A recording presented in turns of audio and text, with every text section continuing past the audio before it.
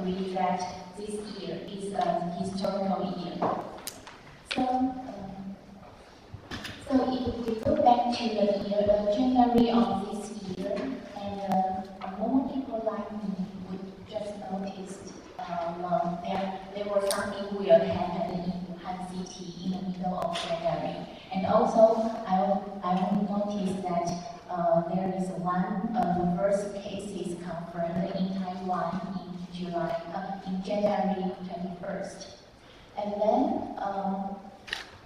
I was completely shocked when the Wuhan City was locked down at that time. And then after that, the Chinese New Year's came. And usually my life would be like this. However, I received a phone call from the secretary. And what he said is, "Dear Sophie, could you please help Dr. Washington to do the COVID-19 model prediction?" And then my life has been completely changed this year. So, led by the President Liang, we established the line groups and sharing information about the COVID-19 and working and learning together. And also, there are several research teams who were formed in NHRI, and we set out an important research topic. And we submit the progress reports weekly. And one of the important research topics is to evaluate the effect of control measures on COVID-19. So the key factors to the pandemic,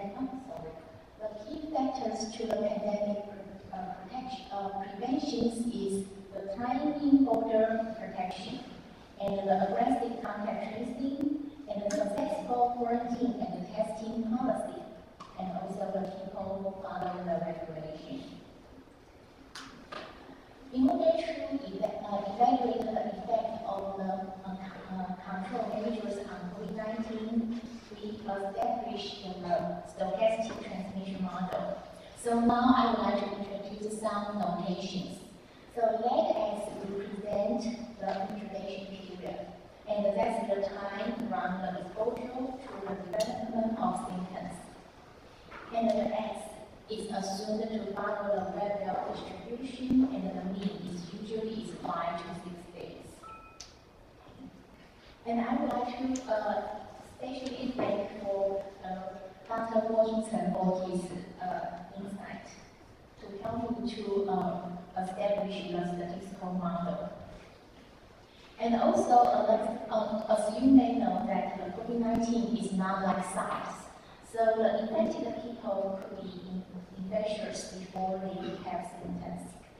So we also assume the proportion of transmission before symptoms follow a still normal distribution, and the proportion of transmission before symptoms could be less than 1% or as large as 30%.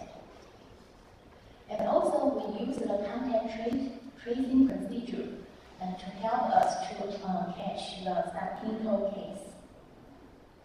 So I show the diagram in here, and this diagram can be seen that if the A is the primary cases, and the B, C, D, and E was infected by A, and the F was infected by E. So suppose E was the first cases being identified, and then through the contact tracing procedure, we can find A. And once A is identified, then we can find B, C, and D. And D is the subclinical case. So usually he will have no symptoms. However, we can catch D through the contact tracing procedures. And that, because we also want to know that how many cases, if we have one primary case, and how many cases will be produced by the primary case. So that's why we present the number of secondary cases produced by the primary case. And why is assumed to follow the negative binomial distribution with the mean equal to R0. And the R0 is the basic reproduction numbers. And then we also do the simulation studies to evaluate the percentage of outbreak control. So this simulation runs 100,000 times and with the input parameters. And the outbreak control was divided as non-new infected cases between 12 to 16 weeks. And the outbreak that reached 5,000 cumulative cases were assumed to be too large to control within 12 to 16 weeks. So this figure shows the relationship between the time, the date for the case to have symptom, and the total number of cases. And the red dot is the initial cases, and the blue one represents the first generation generated by the initial cases. And then the yellow one, the yellow triangle is the secondary generation produced by the first generation. And the pink diamonds are the third generation produced by the second generations. So let me show you the simulation result. The first one is for the R0 equal to 1. So you can see. So I only show the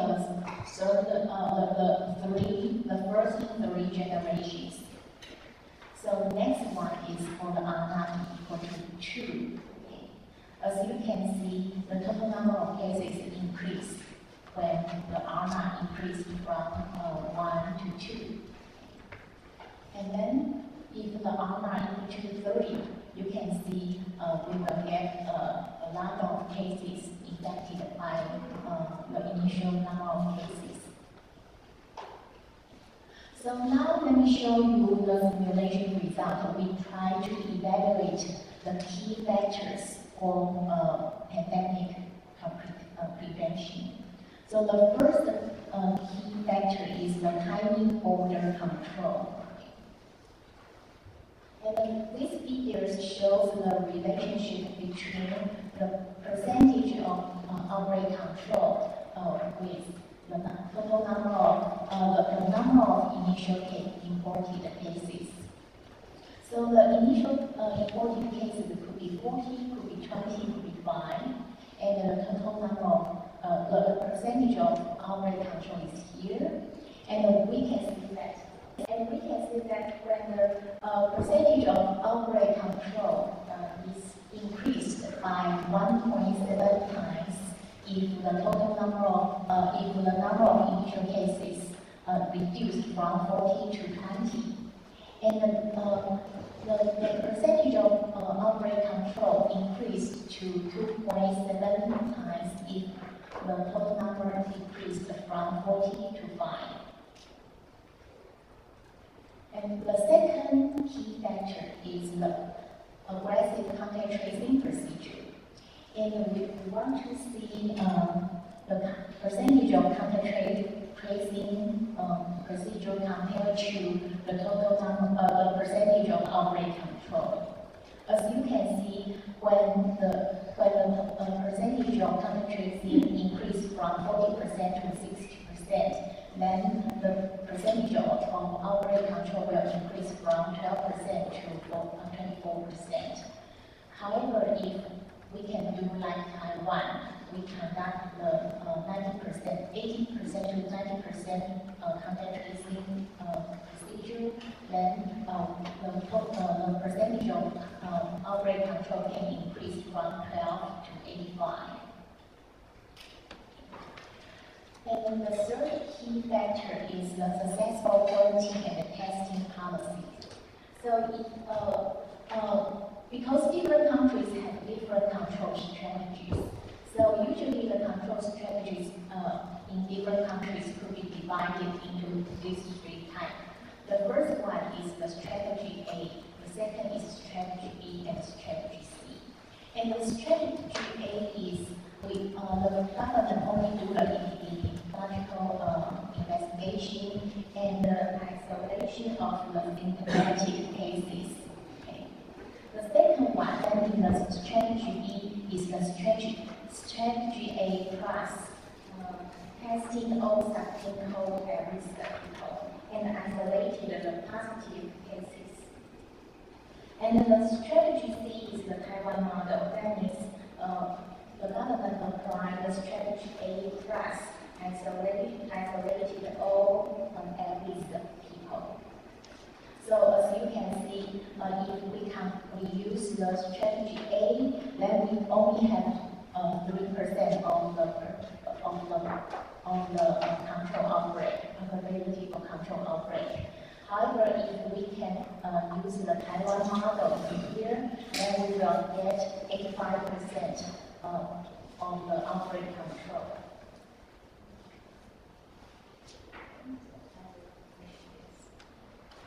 And the fourth key factors is the people follow the regulations.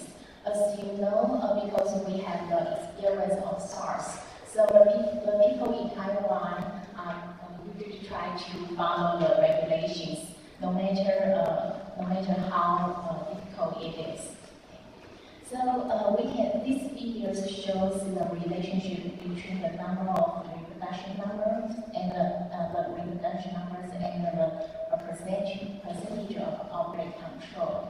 As you can see, if the reproduction number are not decreased from 2.5 to 2, then we will get the percentage of outbreak control increased by 1.6 times. And if the reproduction numbers decrease from 2.5 to 1.5, then the percentage of outbreak control is increased by 1.9 times. So we use the simulation result to show that the key factors to pandemic prevention are these four, and also we can see this is how the reason for Taiwan to be successful. So finally, I would like to thank for all the mentors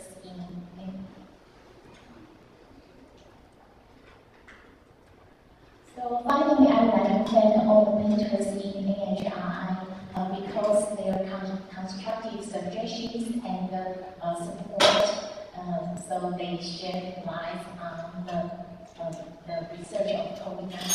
And also, I'd like to thank for my collaborators because they are supportive. They are very supportive. And also, I'd like to thank for the Yale collaborators from Yale University.